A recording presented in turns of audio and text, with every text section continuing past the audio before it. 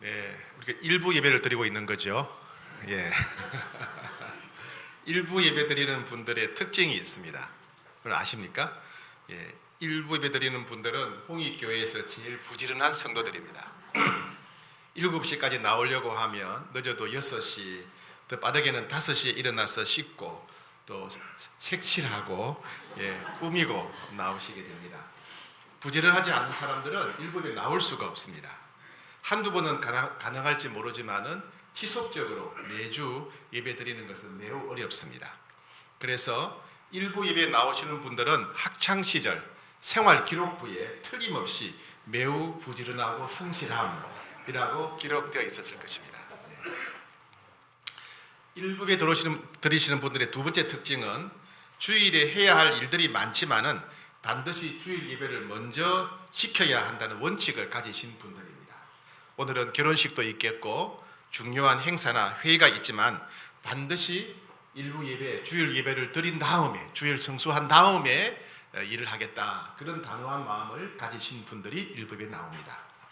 세 번째, 일부 예배 나오시는 분들은 주일 하루 종일 교회 곳곳에서 섬겨야 하는 분들입니다. 교회 학교 교사, 또 사랑방지기, 찬양단, 또 주방봉사, 주차봉사, 안내 등을 하셔야 되는 분들입니다. 너무 귀한 분들이죠. 이분들은 우리 교회의 반석이고 기둥 같은 분들입니다. 네 번째, 아마도 여러분들이 잘 모르실 것 같습니다. 일부 예배 나오시는 분들의 네 번째 특징이 있는데 원로 목사님의 설교를 들을 수 없는 분들입니다. 원로 목사님은 은퇴하시면서 1년에 2번 주일 예배 설교하시기로 약속을 하셨습니다. 그래서 5월 초에 있는 어버이 주일, 12월 둘째 주인 창립 기념주일입니다. 원로 목사님은 항상 1부는 저에게 맡기시고 당신께서는 2부, 3부 예배만 설교하시기로 하셨습니다. 그러니 1부 예배에 참석하신 여러분들은 원로 목사님의 설교를 들을 수 없습니다. 물론 녹화 영상을 보시면 되겠지요. 문제는 이렇게 매년 어버이 주일과 창립기념 주일마다 제게는 또 다른 부담이 있습니다. 원로 목사님이 1부부터 3부까지 설교를 다 해주시면 제가 한 주간 좀 편히 쉴 텐데 그게 안 되는 겁니다. 애매하게 2부, 3부만 설교하시니까 저는 평소 다른 주와 아무 차이도 없이 그냥 열심히 설교를 준비해야 됩니다.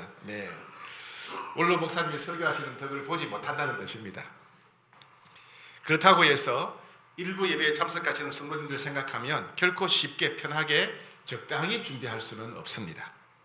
여러분들은 우리 교회에서 제일 부지런하고 성실한 분들입니다. 여러분들은 주일 하루를 시작하는 첫 시간에 하나님을 찬양하고 경배하며 소중한 예물을 드리기를 중요하게 여기는 매우 특별한 분들입니다. 여러분들은 우리 교회 곳곳에서 섬기는 반석과 같고 기둥과 같은 분들입니다. 그런데 참 안타까운 것은 이렇게 귀하고 소중하게 헌신하는 여러분들의 삶에는 여전히 고난이 있다는 사실입니다. 해결되지 않은 문제들이 있습니다. 때로는 아무리 부르짖어도 하나님이 침묵하시는 듯한 아픔이 느껴질 때가 종종 있습니다. 그래서 이러한 여러분들에게 설교하는 이 시간은 제게도 너무나 소중합니다. 오늘 본문은 에스라 7장입니다. 오늘 본문을 통해서 하나님은 우리들에게 이렇게 말씀하십니다. 나는 너희들의 헌신을 알고 있으며 너희의 인생에 나의 손이 함께하고 있다. 나는 너희의 헌신을 알고 있다. 너희들의 인생에 나의 손이 함께 있다. 이렇게 말씀하십니다. 오늘 에스라서 7장에는 에스라서의 주인공이라고 할 수 있는 에스라가 어떤 사람인지 에스라의 몇 가지 특징을 우리들에게 설명해 주고 있습니다. 첫 번째, 에스라는 하나님께 구하는 것을 다 응답받았다는 사실입니다. 에스라는 바벨론 포로 2세였습니다. 남유다가 바벨론에 의해서 멸망했죠. 그리고 많은 사람들이 포로로 끌려갔습니다. 포로로 끌려갔는데 바벨론에 포로로 끌려간 백성들 중에 에스겔과 같은 선지자를 통해서 많은 사람들이 자신들의 죄를 깨닫고 회개하고 하나님 중심의 삶을 드리게 됩니다. 에스라는 포로로 끌려왔던 유대인들 사이에 태어난 포로 2세라고 할 수 있습니다. 포로 2세. 그러니까 이스라엘에서 태어나서 바벨론의 포로로 끌려간 것이 아니라 바벨론에서 태어난 포로 2세라고 할 수 있습니다. 그리고 나중에는 또 많은 이스라엘 백성들을 데리고 예루살렘으로 돌아왔던 포로 귀환의 지도자였기도 합니다. 에스라는 또 성경학자요 제사장이었습니다. 전 세계를 정복했던 페르시아는 정복한 각 나라의 종교를 억압하지 않았습니다. 특이하게도 페르시아는 각 나라의 종교를 포용하고 허용하고 심지어 격려하는 그런 정책을 펴니다. 포용 정책이죠.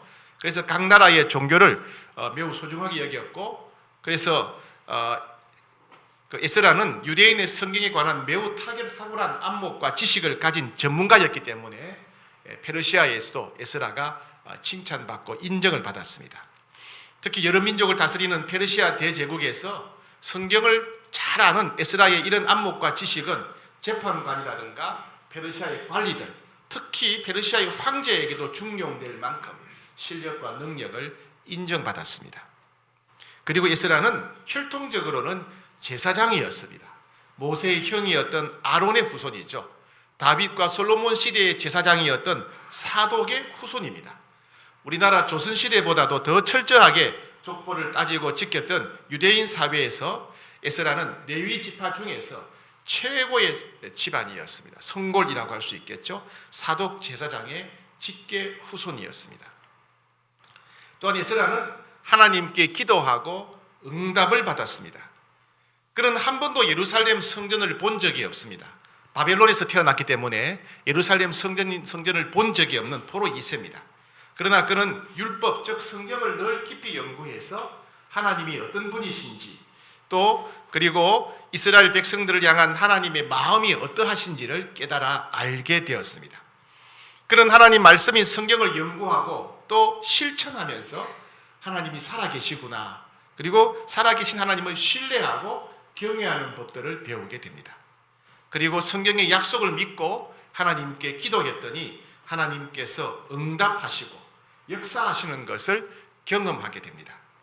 이러한 에스라의 모습에 대해서 성경은 이렇게 기록합니다. 6절에 그는 여호와의 도우심을 입었으므로 구하는 것은 다 받은 자더라. 그는 여호와의 도우심을 입었으므로 구하는 것은 다 받은 자더라. 이 말씀은 에스라가 성경 연구를 통해서 성경을 지식적으로 알게 되었을 뿐만 아니라 성경을 통해서 살아계신 하나님을 만났다 하는 것을 보여줍니다. 그는 하나님이 성경에 나오는 하나님, 즉 문자로 기록된 하나님이실 뿐만 아니라 동시에 살아계시고 역사하시고, 그리고 백성들이 기도하면 만나주시고 백성들이 부르짖으면 응답하시는 하나님이라는 것을 삶 속에서 경험하고 체험하고 있었습니다. 우리는 에스라가 만난 하나님이 우리의 하나님이라는 사실을 믿어야 됩니다. 우리가 성경을 통해서 읽는 하나님은 실제로 역사 가운데 살아계시고 역사하시는 하나님이십니다. 우리가 이렇게 새벽 일찍부터 찬양하고 경배드리는 것은 하나님은 우리가 사모하면 만나주시는 분이시기 때문에, 우리가 부르짖으면 응답해 주시는 분이시기 때문에 이렇게 모인 겁니다. 우리가 새벽부터 부지런 떨며 이렇게 이런 시간에 찬양하고 경배드리는 것, 정성껏 예물을 드리는 것, 하루 종일 교회 학교 아이들과 씨름하는 것, 주차장에서 이리저리 뛰며 땀을 흘리는 것, 주방에서 쌀을 씻고 요리하고 설거지하고 청소하는 것을 세상 사람들은 아무도 우리를 주목하지 않습니다. 심지어 비웃기도 합니다. 하지만 하나님은 우리를 알고 계십니다. 지켜보고 계십니다. 우리가 교회에서 화장실을 청소하고 예배당에서 바닥에 떨어진 휴지를 줍고 멀리 타국에 계신 선교사님들을 위해 기도할 때 한순간도 놓치지 않고 우리를 주목하고 계십니다. 뿐만 아니라 우리의 개인적인 문제, 가정의 문제, 직장의 문제, 나라의 문제에 관해서 작은 소리로 아뢰고 부르짖으면 우리의 기도에 귀를 기울여 주시고 반드시 응답해 주십니다. 그래서 오늘 이 아침에 나와서 교회 곳곳에서 부르짖는 기도는 절대로 헛되지 않습니다. 소리가 사방에서 사라지는 것 같지만은 우리의 기도가 사라지는 것은 아닙니다. 하나님은 우리 한 사람 한 사람의 기도에 귀를 기울여 주시고 가장 좋은 때에 가장 좋은 방법으로 반드시 응답하실 것입니다. 에스라는 이렇게 평가받았습니다. 그는 여호와의 도우심을 입었으므로 구하는 것은 다 받은 자더라. 이 근원 대신에 우리의 이름을 넣을 수 있지 않겠습니까? 최영걸은 여호와의 도우심을 입었으므로 구하는 것은 다 받은 자더라. 여러분 이름을 넣어서 한번 해볼까요? 자, 시작. 최영걸은 여호와의 도우심을 입었으므로 구하는 것은 다 받은 자더라. 한 번 더 합시다. 시작. 최영걸은 여호와의 도우심을 입었으므로 구하는 것은 다 받은 자더라. 여러분 가정에 어떤 어려움이 있습니까? 여러분 어떤 기도 제목을 가져왔습니까? 그 상황과 기도 제목을 기억하며 다시 한 번 더 하겠습니다. 시작. 최영걸은 여호와의 도우심을 입었으므로 구하는 것은 다 받은 자더라. 아멘. 네. 두 번째 에스라의 특징은 신앙생활의 균형을 이루었다는 사실입니다. 10절 말씀입니다. 10절 시작. 에스라가 여호와의 율법을 연구하며 준행하며 율례와 규례를 이스라엘에게 가르치기로 결심하였더라. 오늘 이 10절 말씀은 에스라의 삶의 특징 세 가지 중요한 점을 말합니다. 첫 번째, 에스라는 율법, 즉 성경을 연구하는 일에 헌신했던 사람이라는 겁니다. 두 번째, 에스라는 그 말씀을 실천하기를 힘썼다. 공부에 그치지 않고 실천하기를 힘썼다. 세 번째, 에스라는 이 말씀을 백성들에게 가르치기로, 하나님 말씀을 가르치기로 결심했다는 세 가지를 보여줍니다. 에스라는 하나님의 백성들이 추구해야 될 신앙생활의 세 가지 균형을 우리들에게 보여주는 모델입니다. 이 세 가지는 하나님 앞에 헌신된 삶을 살아가는 성도들에게는 너무나 필요한 중요한 균형입니다. 종종 균형을 잃은 성도들이 있습니다. 예를 들면 어떤 분은 주일은 물론이거니와 주중에도 열심히 교회에서 사역합니다. 여러 사람들로부터 칭찬을 받습니다. 저분은 참 열심이다, 참 헌신적이다. 그런데 가만히 들여다보면 영적으로 메말라 있습니다. 말씀의 생수가 심령에 흐르지 않기 때문에 그렇습니다. 일주일 내내 교회 곳곳에서 열심히 사역하지만 성경을 읽지 않습니다. 주일 예배 시간에 설교 전에 봉독하는 성경 구절도 별로 관심을 갖지 않습니다. 말씀에 대한 사모함, 갈급함이 없다는 이야기입니다. 여러분, 말씀을 가까이 해야 됩니다. 말씀을 가까이 해야 모든 사역을 효과적으로 감당할 수 있는 지혜와 능력을 받게 됩니다. 말씀을 가까이 해야 모든 사역을 하면서 불평하지 않고 기쁨과 즐거움과 평안 가운데 섬기게 됩니다. 말씀을 가까이 해야 모든 일을 거룩하고 정결하게 감당해서 하나님이 기뻐하시는 성도가 될 수 있습니다. 또 어떤 분은 말씀을 많이 알고 있습니다. 성경 통독을 수차례 했고 입만 열면 성경 구절이 줄줄줄 나와서 주변 사람들로부터 칭찬받고 부러움의 대상이 되기도 합니다. 하지만 문제는 그것이 삶의 결단으로 이어지지 않는다는 사실입니다. 다른 사람들은 이 성도님의 성경 지식을 보고 그만큼 믿음도 대단할 것이다 그렇게 추측합니다. 그러나 그분 자신은 알고 있습니다. 자신은 성경에 관해 아는 것은 많지만 성경대로 살려고 애쓰지 않는다는 것을 솔직히 알고 있습니다. 그는 성경대로 용서하지 않습니다. 그는 성경대로 나누거나 베풀지 않습니다. 그는 성경대로 스스로가 겸손하지 않다는 것을 알고 있습니다. 즉 말씀을 많이 알지만은 에스라처럼 실천하지는 않는다는 것입니다. 우리에게도 에스라와 같은 균형이 필요합니다. 에스라는 날마다 성경을 가까이 하고 힘을 다해서 깊이 공부했던 사람입니다. 뿐만 아니라 깨닫게 된 성경 말씀을 문자 그대로 순종하려고 애썼던 사람입니다. 또한 그것을 다른 사람들과 나누며 가르치려고 하는 사람이었습니다. 성경은 이러한 에스라를 향해서 하나님의 손이 함께하는 사람이다 이렇게 평가했습니다. 에스라가 성경을 공부하고 성경대로 살고 성경에서 받은 은혜를 다른 사람들에게 나누려고 할 때 하나님의 손이 함께하는 사람이다 이렇게 평가했습니다. 우리에게도 이런 균형이 필요합니다. 찬양대에서, 교회 학교에서, 주차장에서, 주방에서 일만 열심히 할 것이 아니라 신령한 젖 하나님의 말씀을 사모해야 됩니다. 영적인 양식인 말씀을 먹어야 됩니다. 그리고 성경을 많이 안다고 자랑할 것이 아니라 순종을 통해서 열매를 보여야 됩니다. 실천을 통해서 변화를 보여야 됩니다. 하나님은 우리의 성경적 지식을 받으시는 것이 아닙니다. 하나님께서 받으시는 것은 성경대로 순종하는 삶입니다. 이런 사람에게 하나님의 손길이 함께 하신다라고 성경은 기록하고 있습니다. 어느 시골 교회에 권사님 한 분이 계셨습니다. 이 권사님은 글도 잘 모르셨습니다. 신학을 제대로 공부한 것도 아닙니다. 하지만 매일 새벽마다 교회에 나와서 간절히 기도하고 새벽 기도가 끝나면 자신의 손으로 교회 구석구석을 쓸고 닦았습니다. 그리고 자녀들이 보내준 돈으로 어려운 성도들을 불러다가 밥을 해 먹이셨습니다. 어느 날 한 성도님이 권사님께 물었습니다. 권사님, 왜 이렇게 교회를 위해서 열심히 애쓰세요? 이렇게 물었습니다. 그냥 권사님은 단순하게 대답했습니다. 예수님이 나를 위해서 생명까지 다 주셨는데 제가 뭘 더 계산할 수 있겠습니까? 이 권사님은 자신의 삶을 예수님께 드리고 있었습니다. 이것이 바로 균형을 이루는 성도의 삶입니다. 이것이 바로 하나님의 손이 함께하는 사람의 특징입니다. 에스라의 세 번째 특징은 현실의 고난을 믿음으로 이겨낸 사람이었다는 것입니다. 9절 말씀 같이 받들어 읽겠습니다. 9절 시작. 첫째 달에 바벨론에서 길을 떠났고 하나님의 선한 손이 그와 함께 하심으로 다섯째 달에 예루살렘에 이르더라. 에스라는 모든 고난을 하나님을 의지하는 믿음으로 이겨내었습니다. 에스라는 페르시아 황제의 허락을 받고 20세 이상 남자들 숫자만 1773명, 또 여성과 노인과 아이들까지 합치면 6,000명에서 약 10,000여 명의 사람들을 이끌고 예루살렘으로 돌아갔습니다. 비록 바벨론에 의해 포로로 끌려왔었지만은 페르시아가 바벨론을 정복한 이후 유대인들은 어느 정도 자유를 누릴 수 있게 되었습니다. 열심히 일해서 집도 사고 땅도 사고 또 물건을 사고 팔면서 안정된 생활을 하고 있었습니다.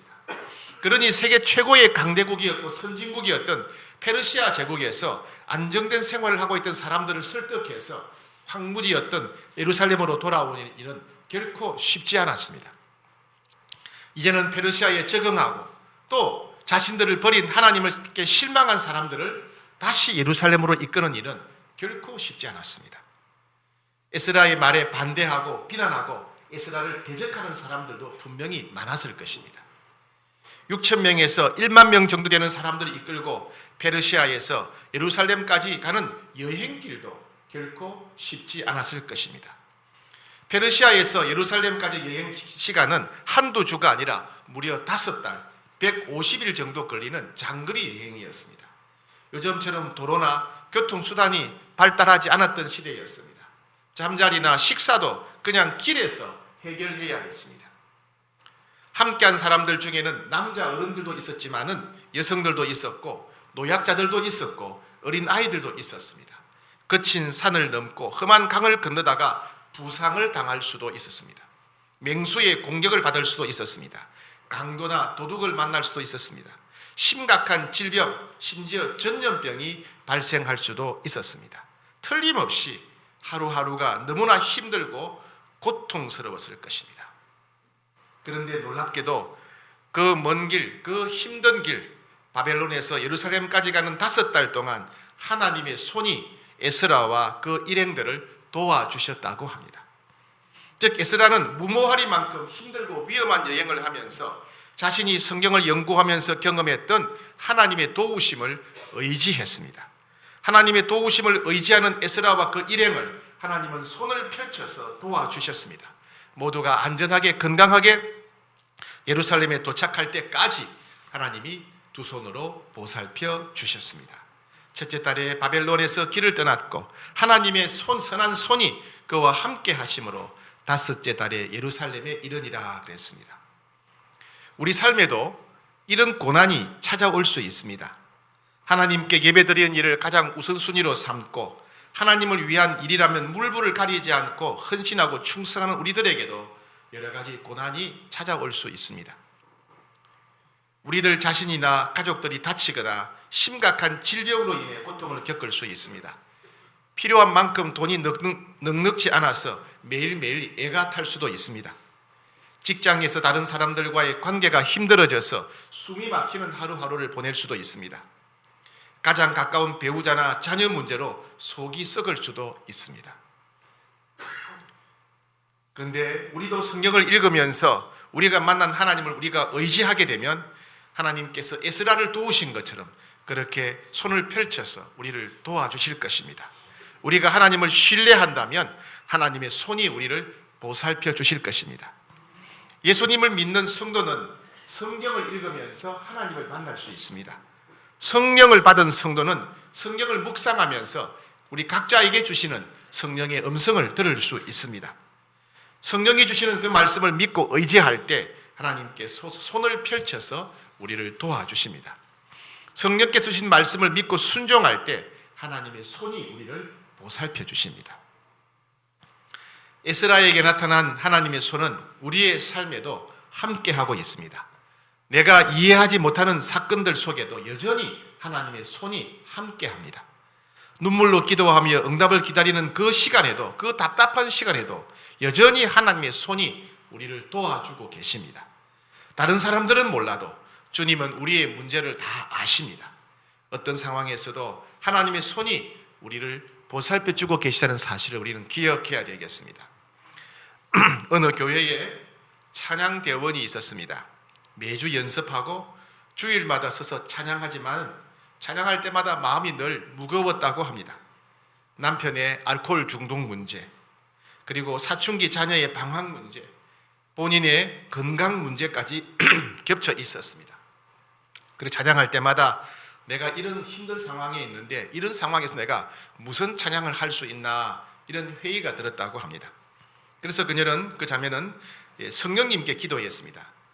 제가 찬양대 자리에 서면 제 사정을 모르는 사람들도 제 모습을 보고 밝게 웃을 수 있도록 성령님 제게 힘을 주십시오. 찬양할 때 힘을 주십시오라고 기도했습니다. 그렇게 기도했더니 성도님들의 반응이 금방 느껴졌다고 합니다. 집사님이 찬양하시는 모습이 너무 예뻐요. 저도 힘들지만 그렇게 기쁘게 찬양하고 싶습니다. 집사님이 진심으로 찬양하는 모습을 보면 하나님이 집사님 바로 앞에 계신 것 같아요. 처음에는 억지로 의지적으로 찬양하는 것이 위선이 아닌가, 그런 생각이 들었다고 합니다. 하지만 이런 일이 반복될수록 하나님께서 자신의 찬양을 기쁘게 받으실 뿐만 아니라 하나님의 손이 자신을 붙들고 계시기에 이렇게 찬양할 수 있구나 하는 생각이 들었다고 합니다.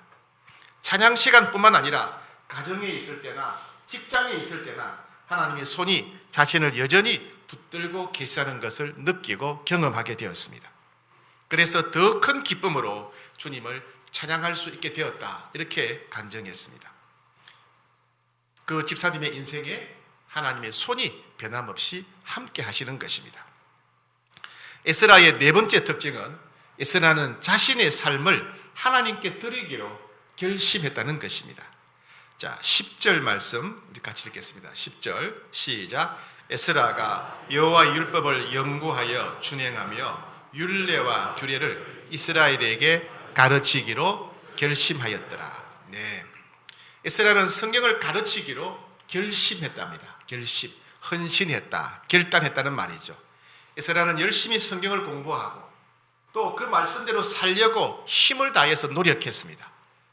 또 자기가 연구하고 순종하면서 깨달은 그 은혜를 다른 사람들에게 가르치기로 결심했다, 결단했다, 헌신했다는 것입니다.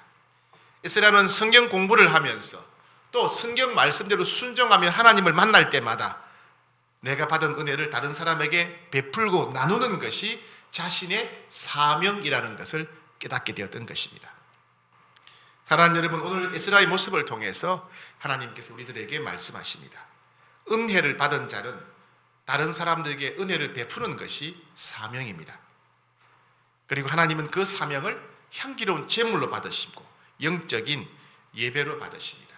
그래서 우리는 사랑방지기로 섬기고 교사로 섬기고 주방에 섬기고 각종 봉사로 섬기고 있는 것입니다. 고난 가운데서도 믿음으로 섬기는 여러분들의 헌신은 다른 사람들을 변화시키는 거룩한 씨앗이 될 수 있습니다. 고난 가운데서도 믿음으로 섬기는 여러분들의 헌신은 하나님을 감동시키는 그런 신령한 제물이요 영적 예배가 됩니다. 사랑하는 여러분, 오늘 에스라의 모습을 통해서 하나님께서 말씀하십니다. 너희의 헌신은 나의 기쁨이란다. 너희들의 고난은 결코 외롭지 않단다. 여전히 나의 손이 너를 돌보고 있단다 라고 말씀하십니다. 에스라는 한 개인이었지만은 하나님은 그 한 사람을 통해서 이스라엘 백성들을 회복시켜 주셨습니다. 여러분 한 사람의 기도, 여러분 한 사람의 귀한 섬김이 다른 사람을 살립니다. 교회를 살리게 됩니다. 공동체를 살리게 됩니다. 그리고 하나님 나라를 세우게 됩니다. 여러분 자신의 위치를 귀하게 여기고 소중히 여기고 복된 길을 걸어가는 여러분 되시기를 축복합니다.